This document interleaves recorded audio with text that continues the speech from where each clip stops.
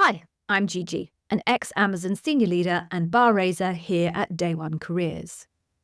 If you've seen the other videos on the channel, you might be wondering why you're looking at a cartoon. Well, what follows was originally a podcast recording, and YouTube doesn't seem to like that so much. So I've dusted off my creative skills and turned it into an animation for you. So lots of you have come to us and say you're not just interested in how to pass the Amazon interview, but you're also interested in understanding what it's like to work at Amazon. So the best way we know how to help you with that is for you to hear it straight from experienced Amazonians. Not that we're not experienced, but other experienced Amazonians. So we want you to hear it from the most experienced, successful, and knowledgeable Amazonians that we could find. So we have partnered with Tyler Wallace, who is also an ex-Amazon bar raiser. He produces his own brilliant podcast, interviewing some of Amazon's most well-known and successful leaders. So over to Tyler. Hi, this is Tyler Wallace, the host of the Think Like Amazon podcast and a former 7-year Amazonian. During my time at Amazon, I had amazing opportunities to build and lead teams in Amazon retail, marketing, and marketplace across the US and Canada and spanning various product categories. One of my capstone experiences was serving as an Amazon bar raiser, where I came to appreciate Amazon's unique leadership principles at a deeper level. I left Amazon to build the Lab Consult, where I enjoy consulting and advising consumer brands to help them profitably accelerate their growth on Amazon. Through these engagements, I've found that many of Amazon's leadership principles, mental models, and operating mechanisms can be applied to improve other businesses.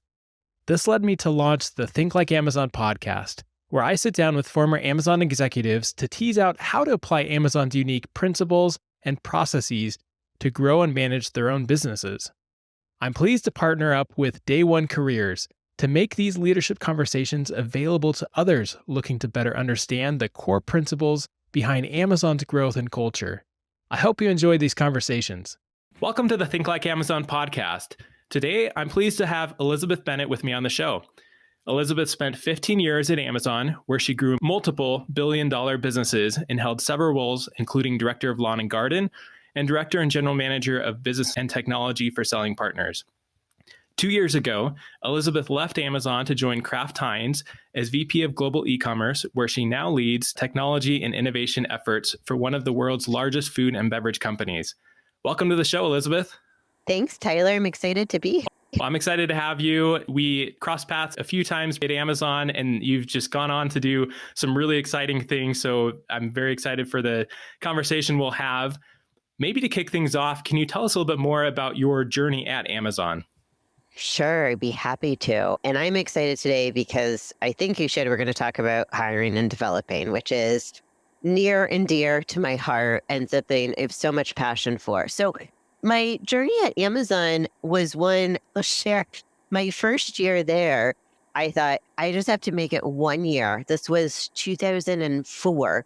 I have to make it 1 year so I don't have to pay back my signing bonus, which, by the way, at the time was like 4 shekels. And the first year was pretty rough. But all of a sudden, probably about month 9, I thought, actually a really interesting place. And so I started off in our business development group and then quickly moved within the retail organizations. And one of the things that I love about Amazon and that I realize is very special and part of the DNA is hire smart people and let them go where they may not have expertise. So I spent a bunch of time in media, both in physical and digital media. I'll date myself slightly because at the time it was called AVOD, which now obviously is Prime Video, but got to be part of that launch and that business. And then I moved into what we called our hardlines business. And I worked in the home, pets, lawn and garden space. And much to my children's dismay, I do not have any pets. I refuse to get any, right? But I share that because it was really fun that we could help build these categories where my expertise was starting with the consumer and working backwards and figuring out how to build the team and how to make things scalable and long-term. But got to work on a bunch of really interesting products, spent a bunch of time in hard lines, and then wanted to get a bit closer to the technology side. And so moved to, at the time, retail systems and spent a bunch of time in this kind of straddle world of business and technology, which was super interesting, and learned enough to ask a few questions along the way and how to hire amazing engineers. And then had a really unique opportunity to join Kraft Heinz. And was interesting to me as the company was on a big turnaround, and who would have ever thought we'd had COVID at the time. I thought no one in the grocery space has really figured out e-commerce could be really interesting. That's a great overview. And I love that you started off in talking about how hire and develop the best is near and dear to your heart. I know that the majority of those 15 years, you quickly gave us a summary of at Amazon, you spent as a people manager and a leader, if not a leader, multiple layers of leaders. And so I'd love to dive into some of those experiences where you feel like you were closest to that principle and where you saw that in action. And in particular, this principle at Amazon, part of it states that leaders take seriously their role in coaching others. What was your playbook in helping others develop in their careers, getting out of their way, letting them really develop in your teams at Amazon?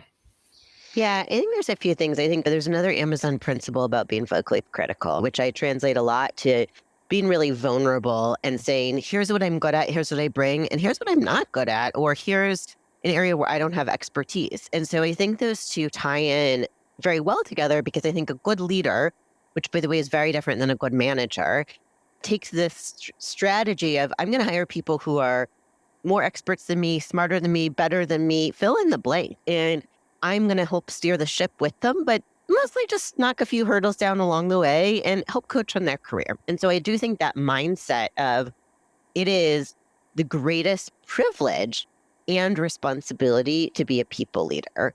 And part of that is the biggest resource any of us will ever invest in is people. And so I think if you have that mentality, everyone has very different styles.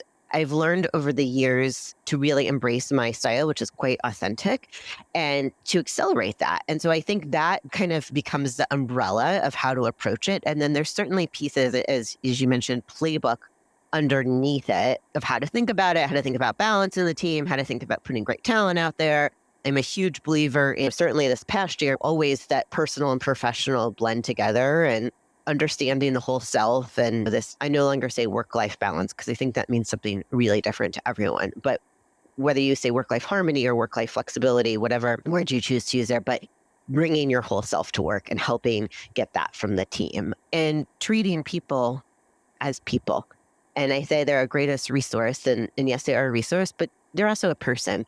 And when you understand me, you get the best out of me. And I think that's what sets leaders apart from managers, is figuring out that DNA and that culture, how to build the team with different strengths, and then how to get the best out of everyone.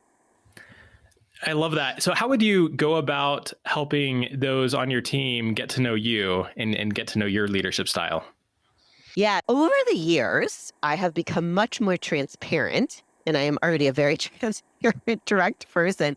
And here's my style, which is very high expectations, very fair, very much believe in celebrating successes, always give feedback, and I expect everyone to take feedback as a gift. I will give any opportunity feedback in private, and I expect that we are in this together and we win as a team, and we celebrate as a team, we own it as a team, and I expect my leadership team to be fully present, be passionate, and to be people. I'll share an example.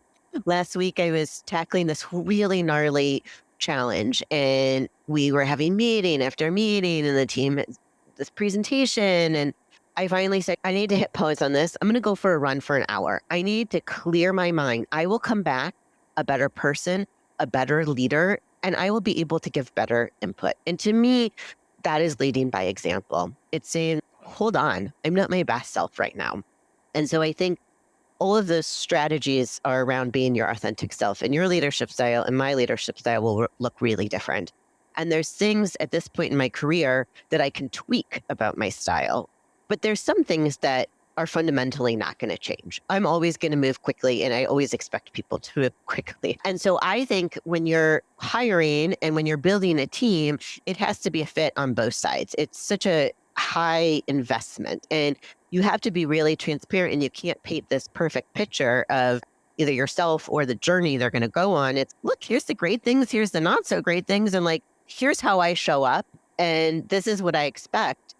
And knowing ahead of time if that works. It doesn't mean that everyone's always like unicorns and rainbows and this is great.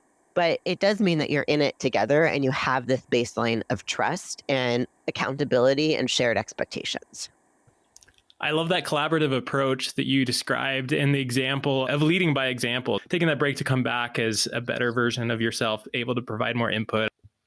I want to double click on something that you mentioned a little bit in some of your comments, Elizabeth. You talked about how you are supportive of those on your teams, bringing their whole selves, being authentic. You also use some language around having really high standards and setting expectations. Can you talk a little bit more about how insisting on really high standards, but also being supportive and being flexible as integrating? Because I imagine that some feel like there's a trade-off between those two. That's interesting. I think you can have very high standards and also be incredibly flexible. And what I use this phrase to the team, no surprises are good surprises. So good or bad, but that means you have the right mechanisms and you know how things are going. And you could even take that right down to a more maybe junior employee. When someone says, okay, I'd like to have, I don't know, some document review on X date comes, the worst thing you would do is ask that employee. And then they would say, oh, I need another week. Like, part of high expectations is you can probably always be flexible. There's very few things where you can't be flexible on, but you want to hire people who proactively come to you, right? Depending on what level they're at. And they say, here's how I'm framing this. Here's why I think this needs more time. Are we all aligned before that date? That's a very myopic example. But I do think high standards and high expectations breeds a culture. And everyone wants to work with people who are challenging and who work smart and who, I always say to the team, like, we want to have debate. It needs to be respectful. And the biggest key to that is that when the door opens or the Zoom call hangs up, we've all disagreed but committed. And we've been respectful about that. And we've debated and we've had diverse input so that we can drive the best outcome. And I think with that style of flexibility and high standards is where vocally self-critical comes in as well, because you have to be willing to be wrong, whether it's yourself or your team or your assumptions, fill in the blank. But I think that flexibility allows you to still have the high standards, but to say, oh, I didn't think about it that way, or I hadn't had that perspective, and you can course correct quickly. And Amazon often uses this term one-way or two-way door, which essentially means, to simplify it, a one-way door is you walk through and that's it. So that decision better can be perfect, right? Versus a two-way door is a reversible decision. And there's very few one-way doors. And so I often think about that as well with teams and how you're thinking about things and flexibility of knowing how to push and when to push. And especially now more than ever, I think we all have to be incredibly careful in understanding where people are coming at, so that it's a delicate time right now mentally in corporate America. And if we don't acknowledge that, you're going to look around one day and not have great talent. Well said. And I love that you, in this discussion of developing the best, tied in vocally self-critical, insist on the highest standards, certainly having backbone, disagree, and commit, and earns trust as well. I think just really exemplifying how, as a leader, you integrate various Amazon leadership principles. It's not just one in isolation, but it's bringing components of all of these to be a strong people leader and leader of the organization. I want to ask you a little bit, Elizabeth, about another component of hire and develop the best. Both of us have seen many people move around Amazon every few years. You yourself had several roles at Amazon. And so it's pretty commonplace, right? That the people on your team are going to be looking or moving on to a new challenge within 18 months, 2 years, et cetera. How would you recognize strong talent and help them move through the organization as a people leader? Yeah, I think one of the great things about a good leader is you put good talent out there and you do not what I call hoard talent, right? And so to be a good leader, you can identify when you can develop that person.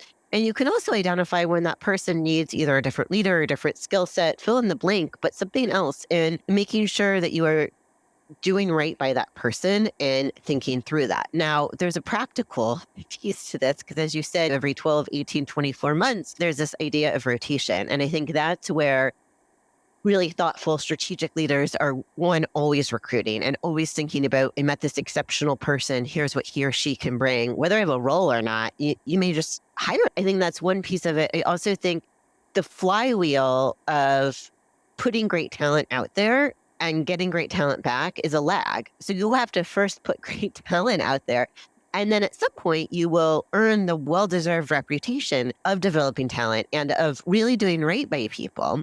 And people will come to you and say, I'm going to work on your team. That takes some time, which is why I think you should always be recruiting. And I do think there is a balance of hiring internally, externally, a balance of general athletes versus specialists or experts. And you have to strike that right balance, which is not always the easiest thing. Over my 15 years at Amazon, I probably had 18 people who worked for me multiple times. And that's like the best thing you can have because you have a team and a partnership and you understand each other's nuances and work and you have so much fun. But it does take some time and it takes proving that your say-do ratio is also appropriately balanced on developing talent. I love that say-do ratio that you brought up, and seeing your relationship with those on your team as a long-term investment in them. And as you said, that will look different for each person, but in many cases on a lagged timeline will come back. And there's this positive karma element to it as you build that reputation as a leader. I'd like to talk a little bit more, Elizabeth, since you, at least in some of your later roles at Amazon, were in these organizations that were quite large and you had multiple layers of leadership. You come across as somebody that's very authentic, that's very genuine, that really likes to know people and know their nuances, their quirks, what it takes to help them be successful. How would you do that when you had these teams where maybe some of the people on your team were a couple layers removed from you and you couldn't talk to everybody on a regular basis? Yeah, that's a great question. And I love the fact that you basically just called me quirky, which I, at this point in my career, can completely embrace is accurate. So look, I wish I could say I have this perfectly figured out. I don't. And my mechanisms on this have had to change during this virtual world. So traditionally, you are right. I think being present as a leader and being approachable and human is important. And it's very rare people are going to remember what you say, but they will remember how you made them feel.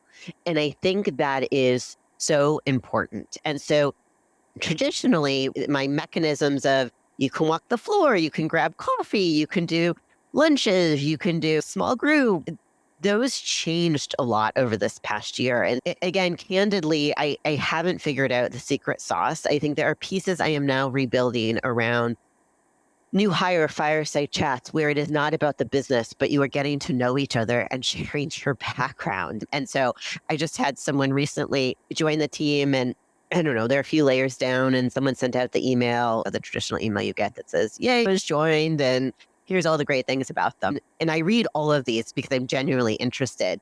But I noticed this person played ukulele. And so I reached out to them and I said, welcome to the team. Very excited to have you. And by the way, one of my children, very poorly, hopefully they will not be listening to this podcast, attempts to play ukulele. And I share that because it's such a small thing, but it's like finding these interconnections with people where you connect just not on a professional level, but also on a personal level. I do a lot of talks about being a working parent and what that looks like. And so I think whatever your strategy is, some people like a much more formal environment. Some people love to walk the floor and say, hey, let's all go grab a coffee in the morning, whatever that looks like. I think building a toolkit of your mechanisms that you want to do and sharing that with your leadership team and with your support system so that they can help enable that becomes really important. I think the other piece on that, and something that I try and be diligent about, but am not always as diligent as I should be, is thinking through how you're spending your time. And again, your greatest impact is you. And so being really thoughtful about how much time are you spending on recruiting? How much time are you spending on team development? What does that look like? And when you put this in a grid of all of your priorities, right? You've got WPR, MBR, whatever, all of those things. It is actually a very interesting exercise because it's really easy to see how your time could be eaten up by running the business. But it is very easy to get pulled into running the business and think about either recruiting or people or all of that as add-ons or nice to have. And what happens with that, and the biggest mistake is that's the first thing to get cut. And so that's why I think you have to have mechanisms. But I do think the more layered your organization gets and the more different time zones, different locations, different skill sets, you still have to make an effort to be seen and to be understood and to make sure that you pick one or two priorities that you're going to weave throughout the organization so that you create that team. I'm taking notes here. I love these ideas. And really, I think the common thread I see across these different mechanisms and examples you've shared is that as a leader, you can be known as focusing mostly on people or focusing mostly on the work. And it sounds like you have found ways to focus primarily on the people in a way that the work follows because it's genuine. It still insists on the right standards, but people know that you want them to be successful, not that you just want the work done at all costs. That's right. And look, like this is not a again, rainbows and unicorns. People are always first. It is a balance, right? And do not get me wrong. I can tell you our metrics at a business by a basis point level, and I will go and I will ask those questions. But it's also this mentality of, I go back to, it's very rare someone remembers what you told them, but they will always remember how they felt. And so when you're having, whether it's all hands or a fireside chat or fill in the blank, even how you ask the tough questions. And my team will tell you, I will ask very direct, tough questions. But you can ask them in a way that it still may be challenging, but that there is not a culture of fear. And there, in the opposite of that, there's this culture of vulnerability because otherwise you don't get a culture where you can share mistakes and then we'll make the same mistakes twice. And that's when I don't know how you come back from that. Right. I'd like to talk a little bit more, maybe dovetailing on being connected to the metrics, being connected to the KPIs. I'd like to touch a little bit more on the insist on the highest standards principle. And in particular, Elizabeth, you had experience running and building very nascent businesses. I think the Selling Partner Success organization is one example of that. And this leadership principle starts off by saying that leaders have relentlessly high standards. And I'd love to get your input on how you think about establishing and then insisting on those relentlessly high standards when you're building something that hasn't existed before. There's no benchmark, there's no proxy, there's no historical waterline that you have to go off of. Yeah, one of the great things about competencies is that they are transferable, right? And so I think if you as a leadership team are very clear on what are the key competencies, and by the way, it's very rare. I'm not sure I've ever met anyone who excels at every single competency, right? So you have to be clear what your trade-offs are. And certainly your competencies that are maybe areas of opportunity, you want to be achievable. You don't want them to be blockers, but they're not going to be your superpower. They're not your jam. And then I think even when you're building something new, an achieves higher is painful, right? It's really challenging. And so I think that's where the competencies come in. And oftentimes I'll sometimes sit and interview debriefs and there's a sense of ambivalence, right? Here's where I think it's art and data. Because the reality is when you're interviewing people, you have 4 or 5, 6 people for, 60 minutes, right? It's a snippet. And I think that's where you have to say, look, there is some judgment. And I am a big person. The team will often hear me say, I'm going to give you something from my gut. Go prove me wrong or right with the data. But if you're not so excited about that person sitting in front of you and you're not thinking, God, how do we help make this happen? Then you're ambivalent, right? And I would say move slowly to move fast in the long run, which is whether you're building a team, whether you're recreating a team, whether you're iterating, whatever that looks like, you need great talent and you need a balance in your talent. So you can't hire all I'm going to have such bias for action that I leave all these dead bodies along the way. You've got to have this balance. But I think if you're clear and you are also clear that there's no perfect person, nor is there a perfect role, that again, you will move slower because it will take longer to get that going. But ultimately, you will have a more stable, more successful team that drives more output. And the other piece, which again, I'm so thankful to have learned this at Amazon, is this idea of single-threaded leader. And being very clear who owns this holistically. And if everyone kind of looks around the room and points at someone else, you're going to be damned if you're going to get that over the line, whatever that project or initiative is. And so I think about that also in hiring. And I'm a big believer in, yes, you have a team that does the hiring, but the hiring manager, who is the single threaded leader, has to be really excited. And I have made many mistakes along the way where I've pushed a candidate on someone, and then all of a sudden you're like, nope, it's got to be, it has to be a fit. It's a little bit like a marriage. It's a partnership. And that's like the best employee manager relationship, is when it's a partnership and you can ebb and flow. I love that. And one of the takeaways from me from your comments are that you need to make sure that you have the right person that's excited to set a high bar for themselves in the role. You can't just bring in people and expect, if the competencies are misaligned, that you can be the police, or you can be the person making sure that everyone else is trying to have relentlessly high standards. You need to attract and select those people that are going to put that upon themselves. And then you've got this team that's all pulling together. That's right.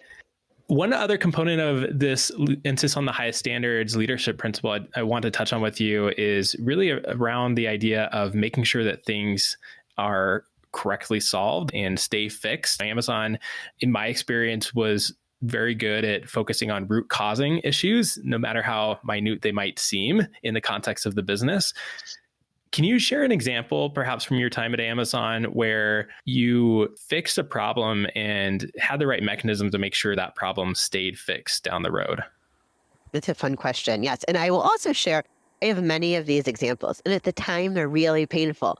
But then you tell these stories and we've all learned from it. And I will continue to have many of these. If I don't, it means we're not moving quick. I'll share an example, which is we were launching and building the patio, lawn, and garden category. And you can imagine, when you think about patio furniture, it's big, it's bulky, and we were so focused on what we thought was doing right for the consumer, which was having the right selection, and we wanted everything in stock, that we brought in picnic tables, which they have benches and they're a table. This is a huge footprint of an item.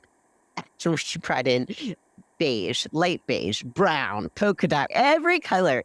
And I got this call in the fulfillment centers that it wasn't as nice as I'm making this sound, but it basically said, you have filled up the entire fulfillment center with these picnic tables, which, by the way, sell about one every 3 months. What the? You could fill in the blank. And it's this great learning moment of, okay, we need to have some glance view, which is the Amazon term of how many eyeballs are looking at an item. Before we decide to bring something, there needs to be some weight, some look at rate. There needs to be all of these rules in place. But when you're building a category from scratch, sometimes you're really focused on selection and being in stock, that you learn these defects as you're going. And I think that was a fun one. And that impacted so many teams and had such a downstream impact and ripple effect. And I will say, one of the picnic tables ended up outside of my office from the fulfillment centers that they're very thrilled to send to me, so I could see myself how big it was. But I share that as one of many. And I think the learning from that is, do a cause of error, root cause it. Do not try and shove anything under the rug or the picnic table, if you will. Just learn from it and fix it. And then think about, are there other areas this applies to? So when I had that happen, I then quickly called my peer who was launching a home business and said, by the way, I think rugs could be like picnic tables. They're really big. They come in lots of colors. This is what happened. Let me share this with you. And I think that approach, which at the time, having to stand up in the WBR and explain this, it certainly wasn't fun, but it was a good learning, and we fixed the defect. That's great. I love that example. And I'm trying to remember now if on your floor I ever saw that picnic table. I'm sure I passed it, but what a good reminder. I received the beige one with the polka dots. Can you imagine all of this in network? Oh my goodness. Anyways, yes, right before Christmas, right before Turkey 5. Oh, so fun and understandable why they were feeling so full and frustrated with the inventory. Elizabeth, we just have a few minutes left, and we've been talking a lot about Amazon.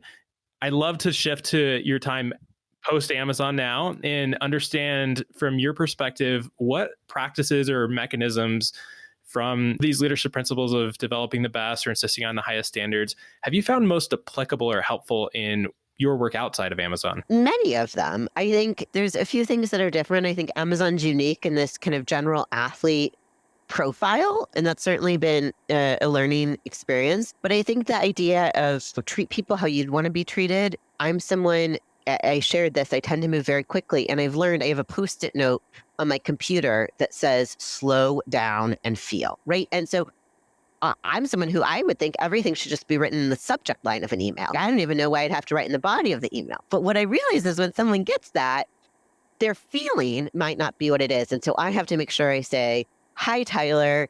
How are you? I just wanted to share this thought on this. Thanks so much. And that applies anywhere you go.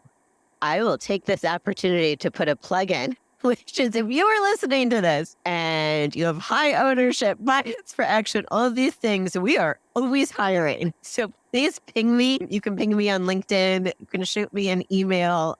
Taylor, I wish I could say have a super hip Instagram or Twitter. I don't. I am too old, but people can always reach out via email, phone, pigeon, LinkedIn, whatever that looks like. And I am being genuine when I say we are hiring for some really strong leaders. So if you like what you hear or you don't like what you hear and know better and you can help us build better, we also want to hear from you.